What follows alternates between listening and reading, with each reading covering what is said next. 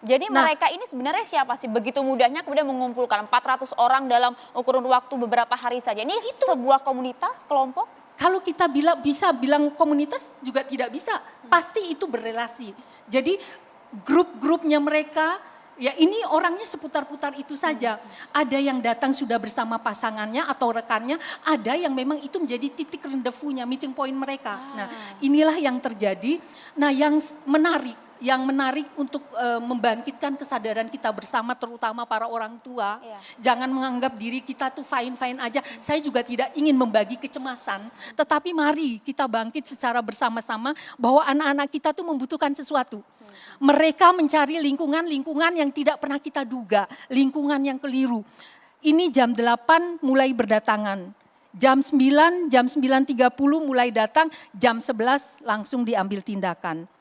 Nah, dari tindakan itu memang kalau ada beberapa rekan-rekan yang mengatakan kok pemberitaan sangat seksis sih.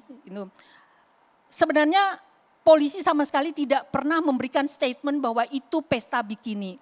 Tetapi ketika menemukan ada orang di swimming pool, ya pasti pakaian yang digunakan juga pakaian yang layak untuk swimming pool. Ya memang pakaian adanya begitu.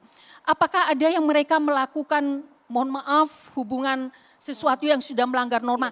Pada kesempatan itu tidak sama sekali ditemukan. Karena begitu polisi masuk, semua dikumpulkan di suatu tempat, langsung dilakukan tes urin, sementara di ruangan-ruangan itu digeledah. Maka ditemukan alat kontrasepsi tadi adalah di tempat tertentu yang memang karena itu sudah ditinggal jadi tidak diakui apakah panitia menyediakan itu atau tidak. Nah, ini menjadi PR kita bersama. Tetapi kita menghargai bahwa alat kontrasepsi berarti ada kesadaran bahwa tahu bahaya ini. Sebenarnya ada seks edukasi yang bersifat parsial, yang tidak utuh, akhirnya seperti itu. Bagaimana mereka memaknai tubuh mereka, menghargai, bersyukur atas tubuh yang indah, tubuh yang sehat, itu dipersepsikan secara keliru, diaktualisasikan secara keliru. Nah ini menurut saya tema hari ini juga menyadarkan para orang dewasa di luar sana bahwa anak kita ketika berumur 19 tahun itu sudah dewasa, sudah mengerti baik dan buruk, belum tentu. Bu Sri, ini menjadi edukasi untuk kita semua. Apakah ini bisa ditarik ke ranah hukum? Nah, mereka apa yang dilanggar? Kok sampai polisi sebegitu kuasanya masuk ke ruang privat. Jadi pada pukul 17, pukul 19.45 itu ada masyarakat yang menginformasikan kepada polisi bahwa saya terganggu, jalan menjadi macet, semua penuh dengan kendaraan. Ternyata begitu turun di sana sekitar sudah 150 orang. Bisa dibayangkan di dalam kompleks perumahan ada manusia segitu. Bertambah terus. Pada saat penindakan itu lebih dari 300, jadi antara 300 sampai 400. Karena ada juga sebagian yang sudah pulang meninggalkan tempat. Ada yang sudah masuk swimming pool. Jadi kenapa mereka masuk swimming pool itu? Karena dia habis mengkonsumsi miras. Jadi bersyukur juga kemarin itu tidak ada yang mencoba-coba menggunakan narkotika atau psikotropika. Bu Sri, itu kan laporan dari warga, tapi pemilik tempat tersebut tahu tidak bahwa ini akan ada ratusan remaja digunakan untuk apa pesta seperti itu? Tempat pasti ada itu, penjaga kan di sana kan? Ada penjaga. Tempat itu sesungguhnya memang dibuat untuk tempat syuting film, disewakan untuk gathering keluarga, untuk party keluarga, memang diperuntukkan untuk itu. Nah di sana ada satpam yang menjaga, satpam yang menjaga untuk acara apa? Temanku mahasiswa mau ulang tahun. Nah sehingga datang yang seumur itu nggak tahu setelah polisi datang. Oh ada begitu di dalam, jadi kan dia pikirkan mengganggu privasi orang, jadi dia jaga ya di depan saja gitu. Jadi dijaga sama orang. Suara berisik itu tidak menjadi kejanggalan Bu? Tidak menjadi kejanggalan karena musik, house music dan live music, jadi kan wajar orang pestanya seperti itu. Tidak ada makanan ringan, tidak ada apa-apa, yang ada hanya minuman. Nah ini kan juga ketika mereka mengkonsumsi itu kan mengganggu tingkat kesadaran mereka, tumbuh kembang mereka yang tadi masih belum cukup matang. Ini banyak hal yang bisa kita pelajari dari kasus ini yang membuat kita para orang tua jangan merasa fine-fine aja.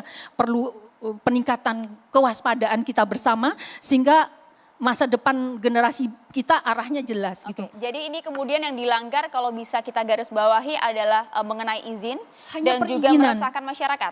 Jadi perizinan Seputar ini itu kan, saja, Bu Sri. iya betul. Perizinan ini andai kata ada tindakan berkelanjutan, katakanlah di situ ada transaksi obat-obat berbahaya selain minuman keras. Minuman keras ini pun kami cek. Minuman keras ini harganya tidak murah loh, mahal juga. Dari harga kalau range jualannya dari yang 150 sampai dengan 3,5 juta, termasuk jenisnya. Nah 50 ini dibeli berapa? Belinya yang 150 dibelinya 90, lalu yang dijual sampai 3,5 juta itu 1.000 atau 1.700.000. Nah bagaimana Polri menyikapi ini? Nah hanya kepada penyelenggaranya diminta membuat surat pernyataan untuk tidak mengulangi lagi. Karena memang dia... Tapi sudah 11 kali Bu, tidak ada jeratan hukum. Tidak ada. Karena ini memang tidak ada jangkauan hukum yang menyatakan orang having fun itu salah nggak sih? Nggak salah.